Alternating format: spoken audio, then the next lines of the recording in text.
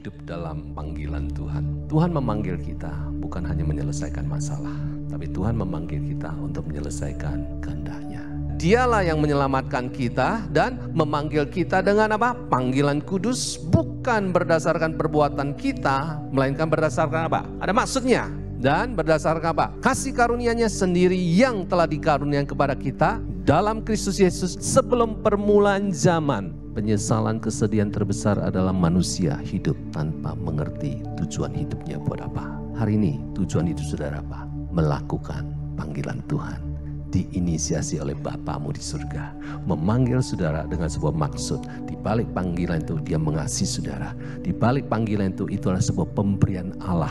Dan itu dinyatakan ketika engkau diselamatkan oleh imanmu. Dibenarkan oleh imanmu. Dan itu semata-mata karena kemurahan dan kasih karunia Tuhan. Nah, bagaimana kita sesuaikan diri dan panggil? Itu adalah fokus saya hari ini. Yesus berkata kepada mereka, mari ikutlah aku dan kamu akan kujadikan apa? Penjala manusia. Penjala ikan adalah sebuah kerjaan untuk mencukupkan kebutuhan. Tapi menjala manusia, ini bukan sebuah pekerjaan. Ini adalah hati Tuhan. Hati yang mengasihi manusia. Hari ini percayalah, Bapamu mengasihi engkau karena engkau manusia. Saudara anak Bapa surgawi, amin. Saudara punya tujuan ilahi, tujuan Bapa mengasihi manusia. Melihat orang banyak itu apa? Tergeraklah hati Yesus oleh belas kasihan. Ada sebuah belas kasihan. Salah satu kunci hidup orang Kristen adalah melayani orang tanpa terluka,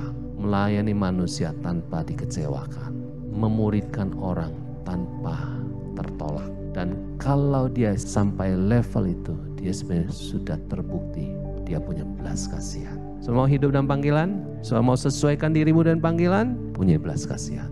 Tetapi Yesus memandang dia dan menaruh kasih.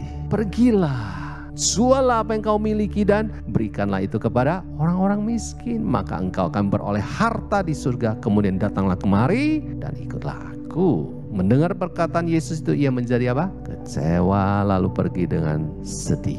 Harta bicara sesuatu yang kita kasihi lebih daripada Tuhan.